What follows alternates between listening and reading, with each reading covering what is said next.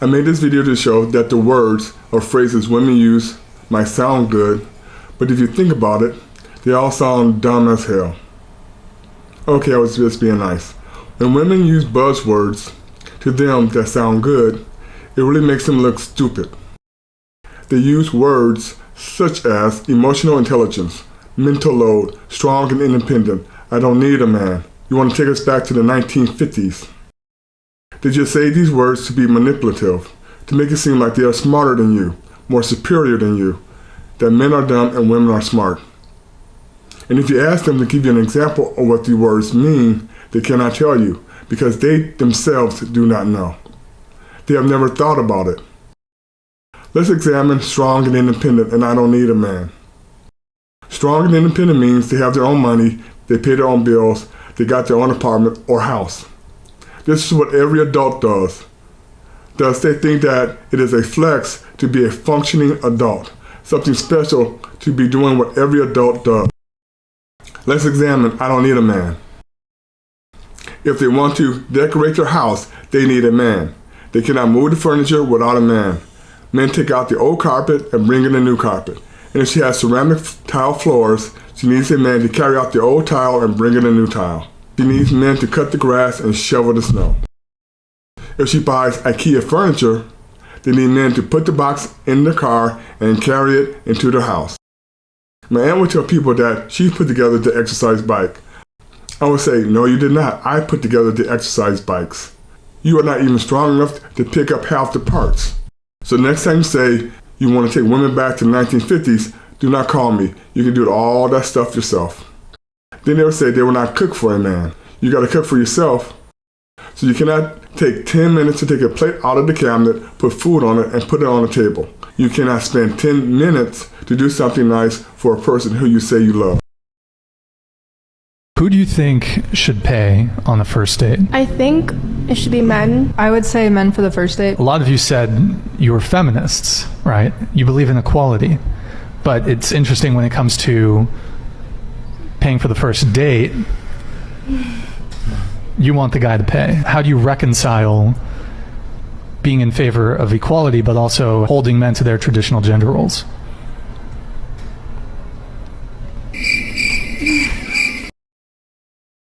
This clip proves that all women are doing is trying to be manipulative. So when they say, you want to take us back to the 1950s, it's total bullshit. In this clip, one of my female family members said something similar to me that was just as stupid. I said to her, okay, I'm damned if I do, and I'm damned if I do not. So I'm just going to do the way I want it. She never said anything like that to me ever again. And if you're out at a restaurant, you tell them how you like it cooked, like the Burger King commercial, have it your way. These women do not realize what they are saying and just how dumb it actually sounds. Because women are tired of carrying most of the housework and chores in a relationship and also carrying the mental load.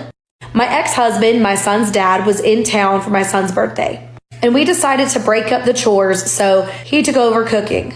Now, 3 separate times he asked me a question. What do you want me to do with blank? How would you like for me to blank? I said, figure it out. But I didn't back away. I said, figure it out. You're an adult. Do you see how this reduces significantly how much mental load you're giving me? Right on, sister. That horrible man offering to do the cooking. And he has the nerve to ask you specifically how you want things done? Unbelievable! Such a mental load he's put on you. If I were a man, I wouldn't even consider giving you any of my load.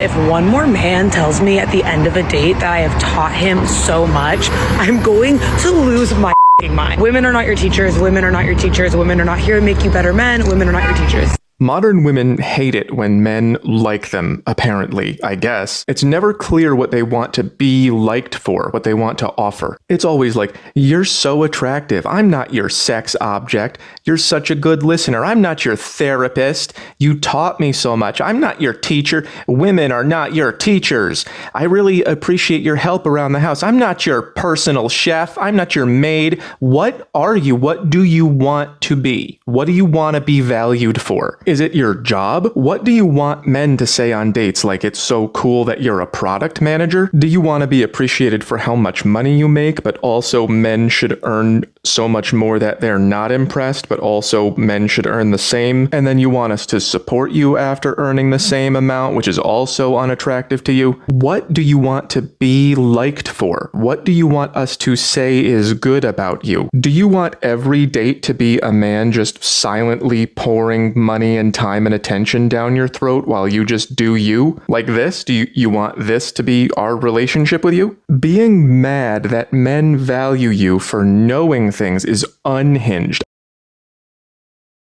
I don't think I would be able to do things that I do these days like 100 years ago. And with that, women become more masculine. So since men don't want the masculine traits, and I don't think that most women want the feminine traits, why would you continue to orient and move society towards this, where women are gaining more masculine traits just in lieu of the fact that they have to go provide? Does that seem like sensible policy to you? Independence. So the feeling that you have the freedom to do what you want to do, not depend on a man, is intoxicating.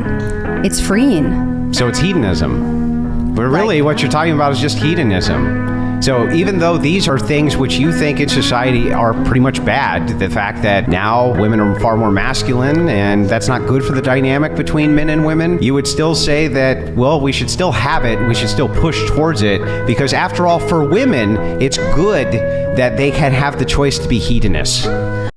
She said it's so liberating or whatever not to have to depend on a man. Yes, this is called being a functional adult. And if you take away child support and government services, such as food stamps, then let's see just how long you can survive only on your own income. Plus, 100 years ago, it was the 1920s or the early 1900s. Even back then, there was a lot of ugly women. And most of these women never got married. So what did they do? Did they stay at home with their parents until they died? No, they all worked, got their own apartment, and paid bills like everyone else. Then they would say that women could not own property or a house. Over 90% of America could not afford to buy a house until after World War II. Not until after the government stepped in and created the GI Bill and the FHA loan. A lot of the stuff women are talking about or using as examples are rich people problems, and not the everyday average person problems. Plus, until the 1940s, after World War II, most of America was rural, farmland. They needed men to work the farm so that everyone had food to eat. Back then, no woman or group of women could work the farm by themselves.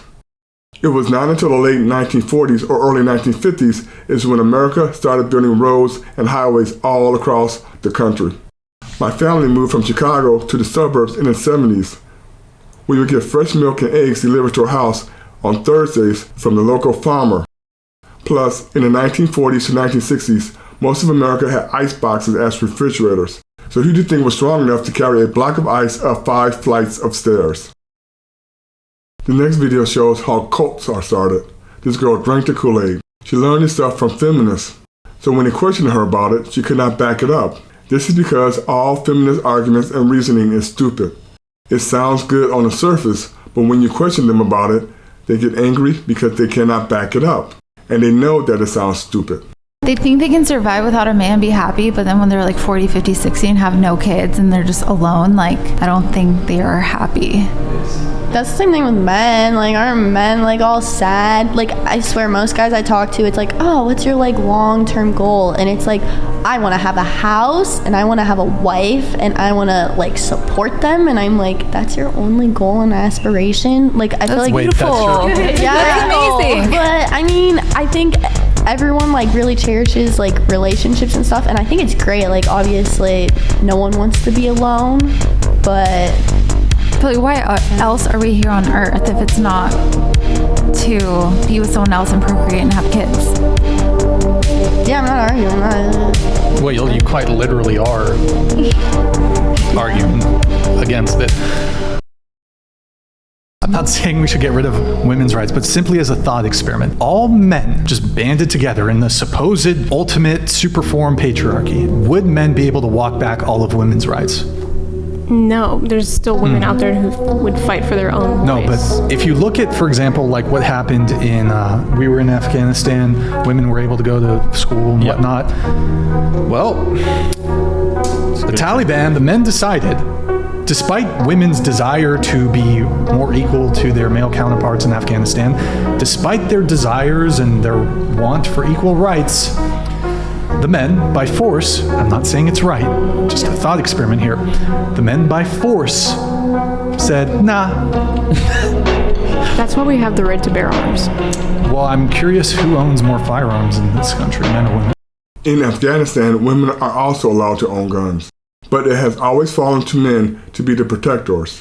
Plus, men are stronger, faster, and have more endurance compared to a woman. Because of this, in every society, it are the men that enforces women's rights. Most of the police and military are men. I can tell you how men and women can't be equal. Do you want me to tell you? Yes. Okay. If you are to look at force in society, who would you say has the monopoly on force, men or women? Men on brute, men. That's the biology. They have the monopoly on physical force. So the question when it comes down to rights is who can enforce rights. Women can't enforce their own rights. Men have to enforce women's rights. So there can never be real equality. There can never be real equality. Literally, what the men fuck? That is like so violent in nature. Even what you just said, like. Hang on, just hear me out. Yeah. Inside of your society, you have rights. Those rights need to be enforced, right? So somebody doesn't violate them. Right? Here's how. Whenever you need criminals dealt with in society, it's men who are going to be dealing with the criminals. They're going to be putting them in the jails. They're going to be enforcing your laws. They're going to be protecting you while you sleep through the military. Who are women's rights protecting us from, though? I'm like... Well, they're not really protecting anybody from anything. They're an illusion. It's illusory. Yeah, I just think you say, well, women don't have to do anything to get this opportunity to be on this stage, but I think it's because you successful men are giving us those opportunities. You men are sexualizing us and you want us in the clubs, you want us at your table, you want us here, so we're here. I don't know if you noticed it, right? Because what you just said was the men are the ones inviting us and giving us these opportunities, etc. I always say on the show, privilege is invisible to those that have it. She said that knowing, right? Like it didn't even come to her mind that I'm getting these privileges because I'm a woman. She went ahead and said it anyway. It actually made your argument weaker. But women don't see it because privilege is invisible to them because it's so common. That's why I tell y'all, women live life on easy mode. So the only thing that they're gonna respect is when they actually have to work for something. And that needs to be your validation, your attention, and your time.